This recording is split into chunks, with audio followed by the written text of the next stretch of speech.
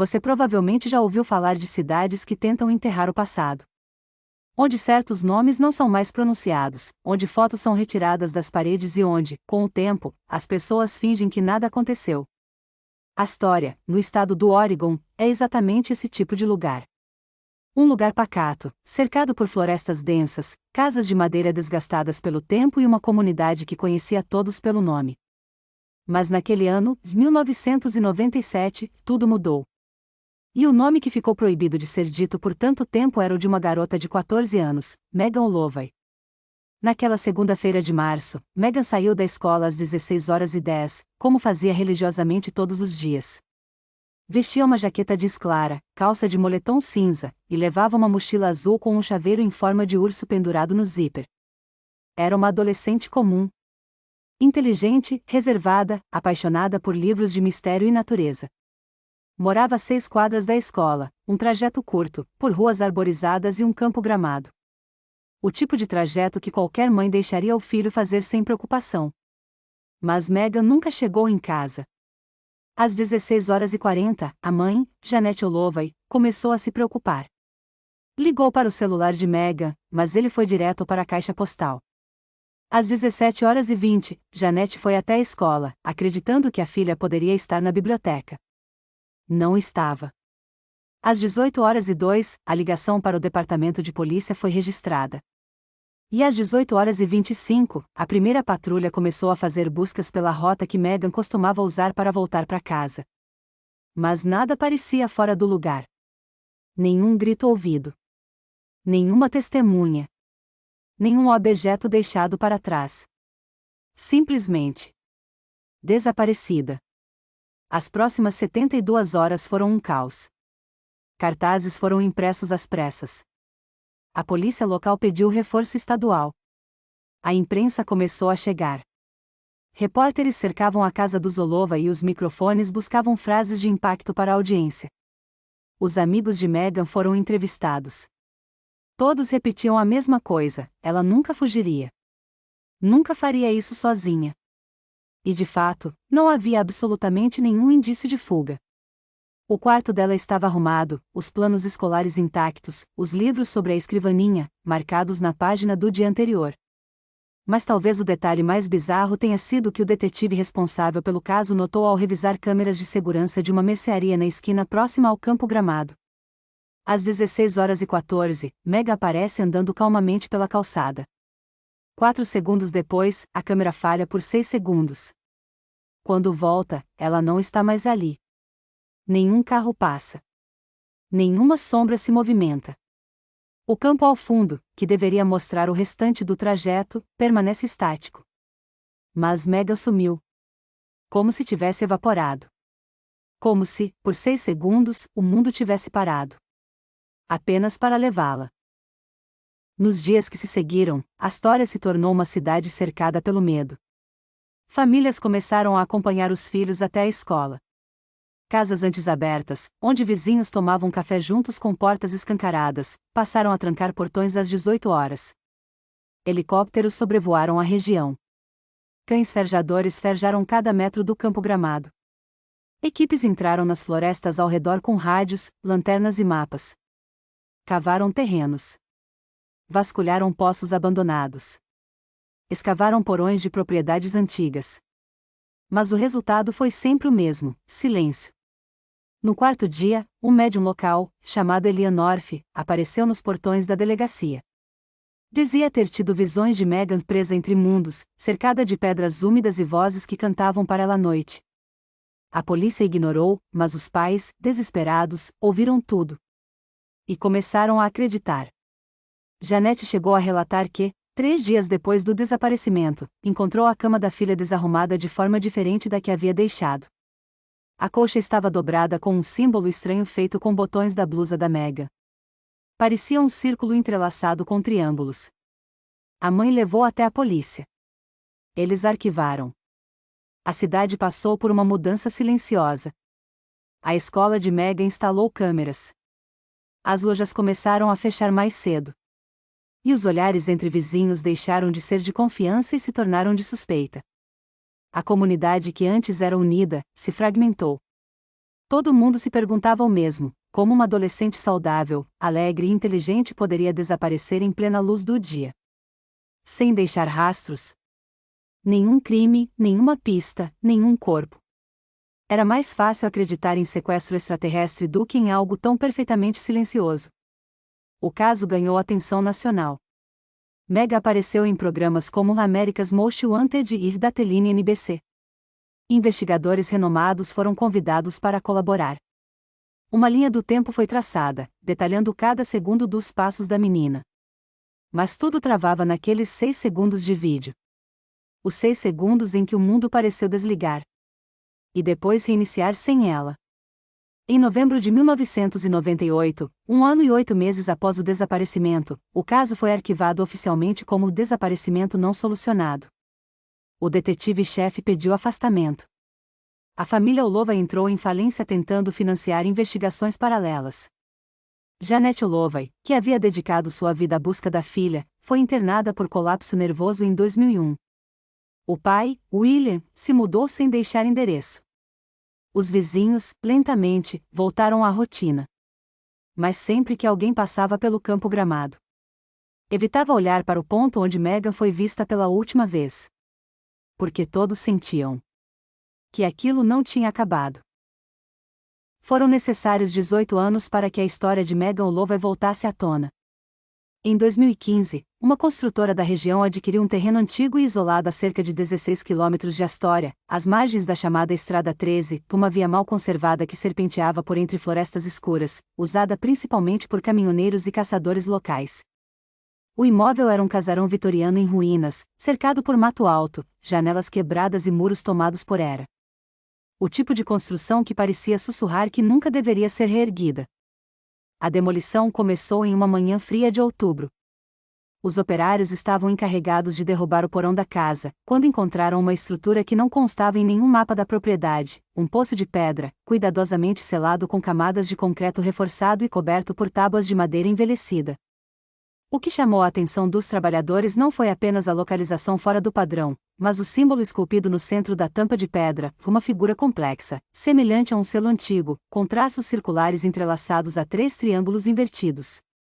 Curiosos, começaram a remover as tábuas. Quando o último pedaço de madeira foi retirado, revelando por completo a superfície do concreto, o silêncio do lugar foi cortado por um som seco. 3 batidas.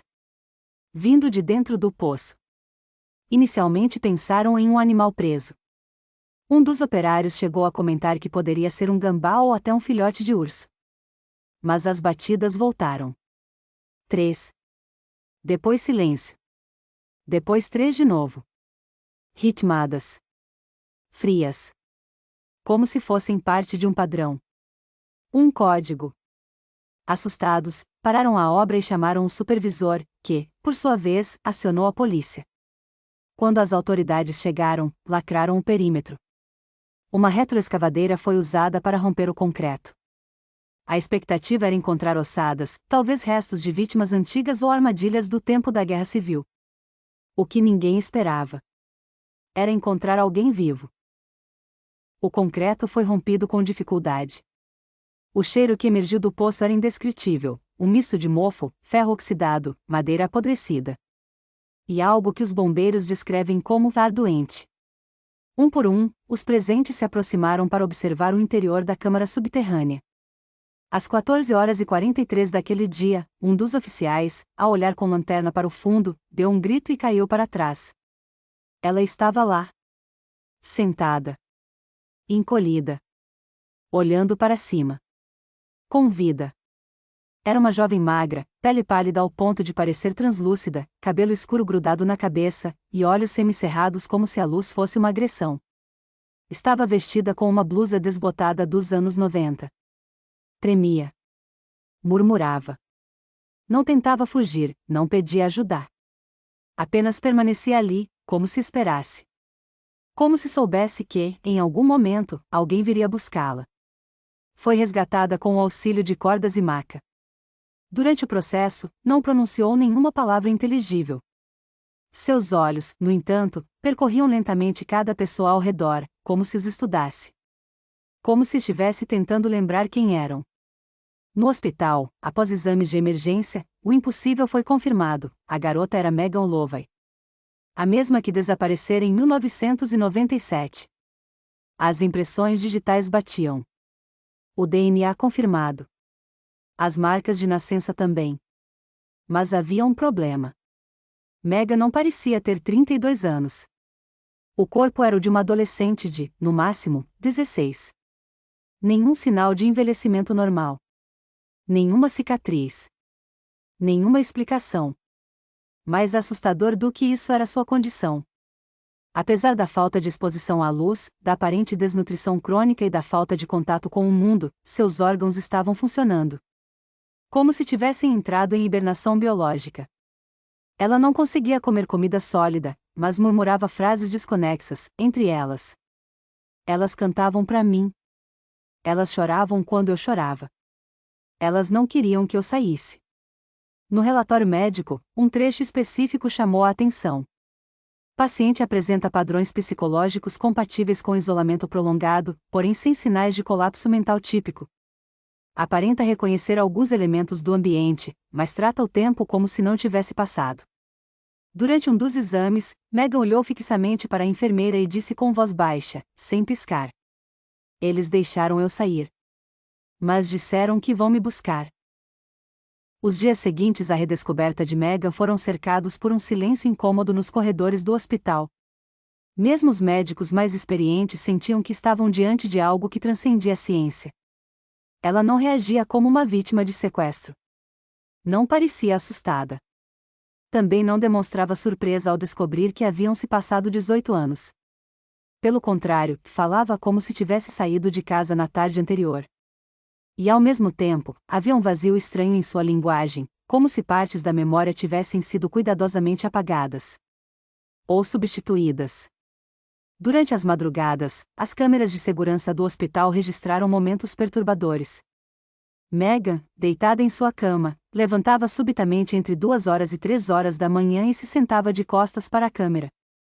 Ficava assim por quase 1 hora, imóvel, sussurrando sozinha. Quando os áudios foram isolados, percebeu-se que ela repetia as mesmas frases, noite após noite. Elas ainda estão lá embaixo. Cantando. Esperando. Elas não gostam da luz.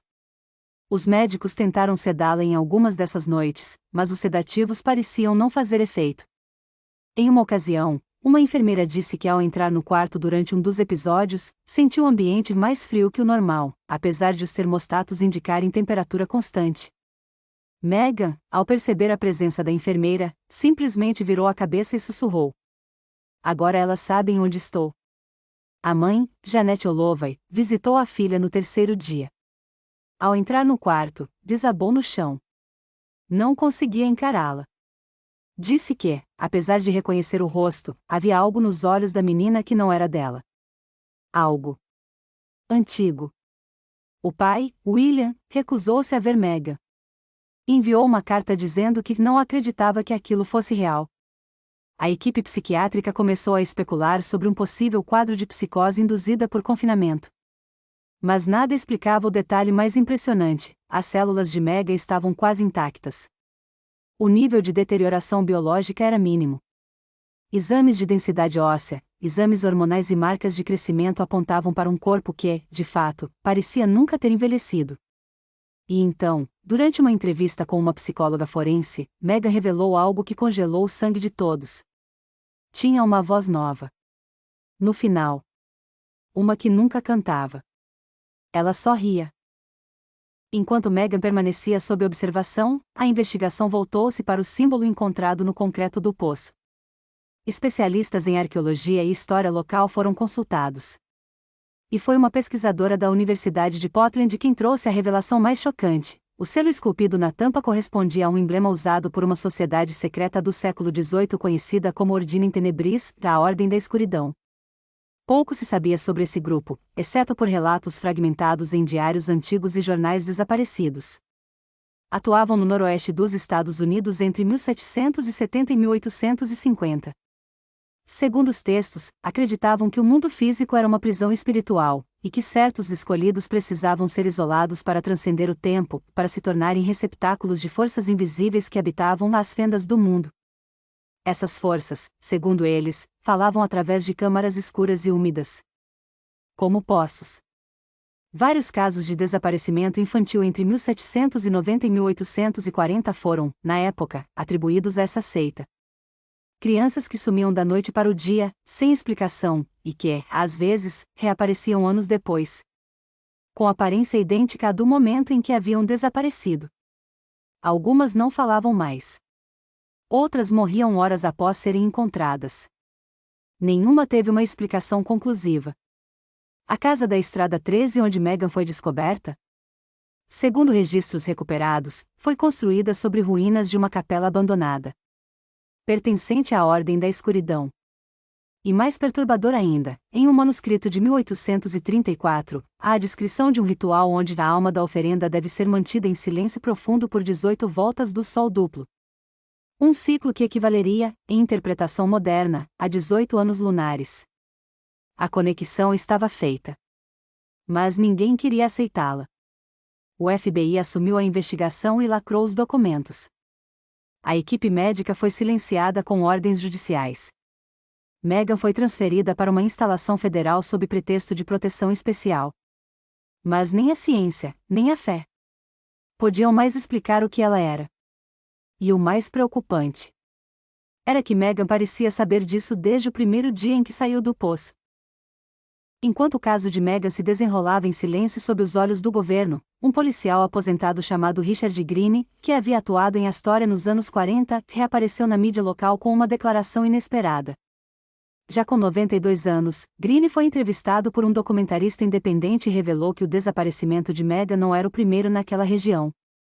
Segundo ele, um caso quase idêntico havia ocorrido no verão de 1942, envolvendo uma menina chamada Lydia Parker, de 12 anos. Greene contou que Lydia desapareceu em circunstâncias similares, saindo da escola, num trajeto curto, no final da tarde. Foi vista pela última vez por uma vizinha, andando por um campo, e nunca mais retornou. O caso causou comoção local, mas foi rapidamente abafado.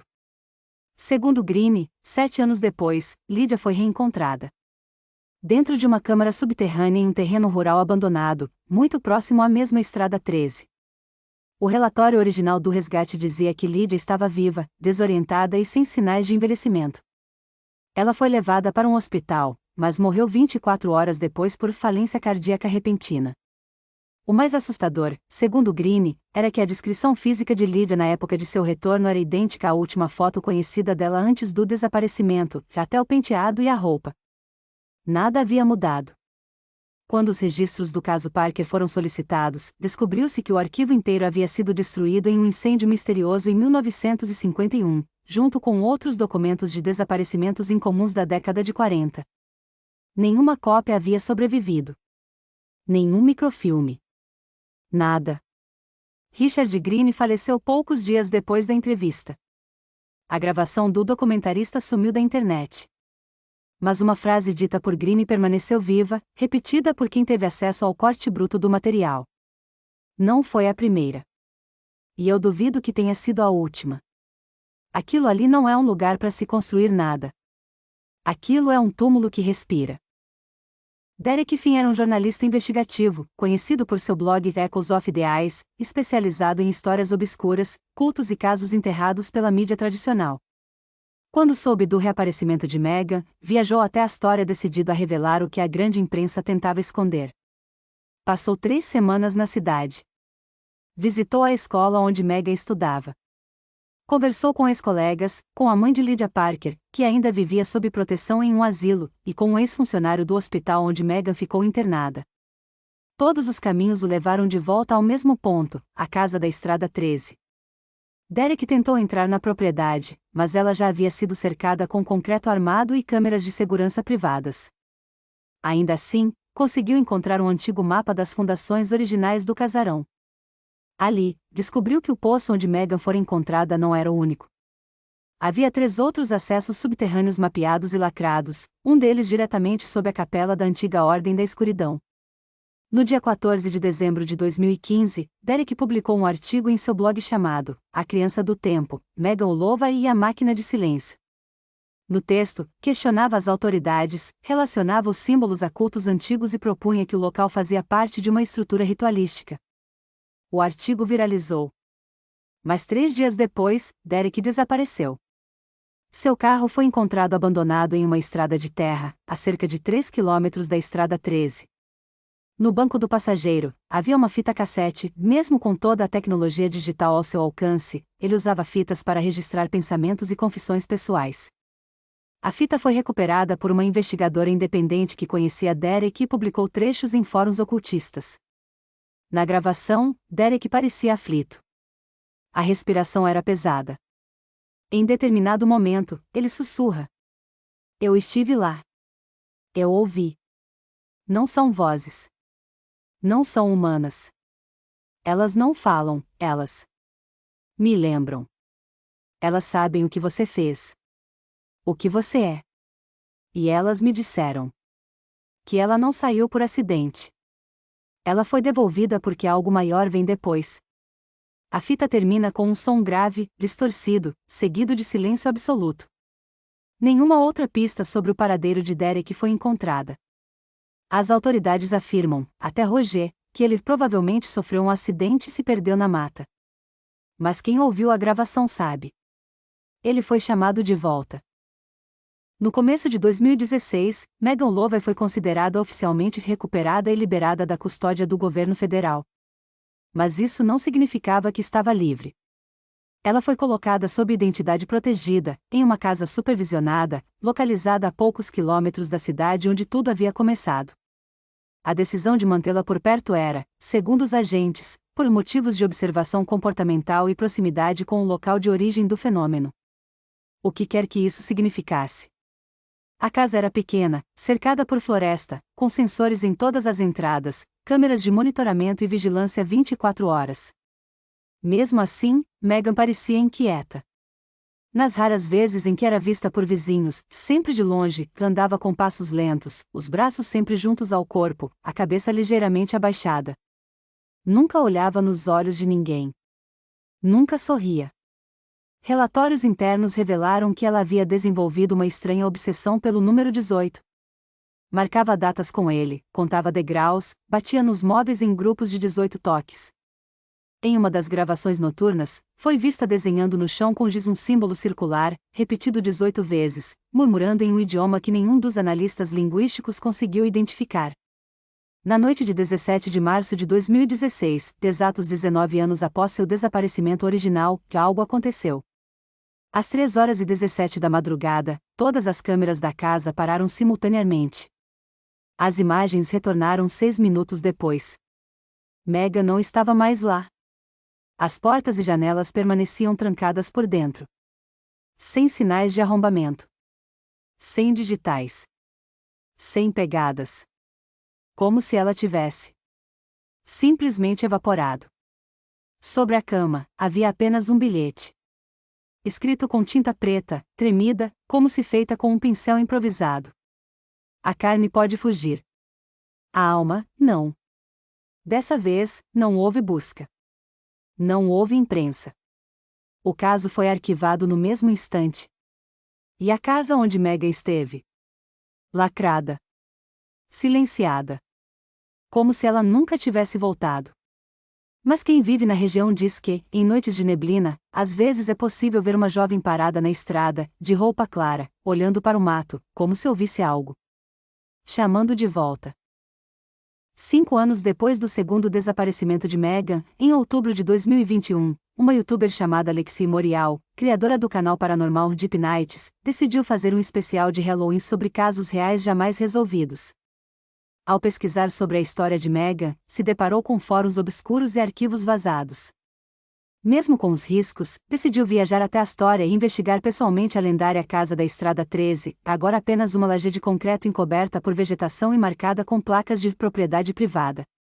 Durante a madrugada do dia 27 de outubro, Lexi entrou clandestinamente na área e iniciou a gravação com um drone, registrando a paisagem. Nas imagens, é possível ver a estrutura de concreto rachada no centro, rodeada de árvores que cresciam torcidas, como se fossem empurradas por algo invisível de dentro para fora. Ela desceu com lanterna e microfone, narrando sua experiência. No minuto 47 da gravação, o áudio sofre uma interferência. A luz da lanterna pisca. E por alguns segundos, a câmera capta uma figura pálida, agachada ao lado da rachadura do concreto. Um corpo feminino, esguio, vestido com trapos, os cabelos molhados caindo sobre o rosto. A figura se vira lentamente. E olha diretamente para a lente. Os olhos são de Megan Holloway. A gravação termina abruptamente. A câmera cai. O som que se ouve nos últimos segundos é uma sequência de 3 batidas. Silêncio. E mais 3 batidas. Lexi foi encontrada no dia seguinte, a 2 quilômetros da Estrada 13, andando descalça pela estrada, com os olhos arregalados e coberta de arranhões. Não falava, não reagia. Foi levada para uma clínica psiquiátrica. Até hoje não recuperou a fala. Apenas repete com os dedos, de tempos em tempos, a sequência: 3 toques. Pausa. 3 toques. A gravação completa nunca foi publicada. Um corte editado apareceu em fóruns por algumas horas antes de ser removido. Mas quem viu, afirma que na última fração de segundo, antes da imagem apagar, a figura de Megan sorri. Um sorriso pequeno, sutil, e absolutamente sem vida. Como se nunca tivesse deixado o poço. Depois do incidente com Lexi Morial, o caso Megan Holloway voltou à mira do FBI, mas, diferente de 1997 e 2015, dessa vez não houve coletiva de imprensa. Nenhuma explicação foi dada. Nenhum boletim médico.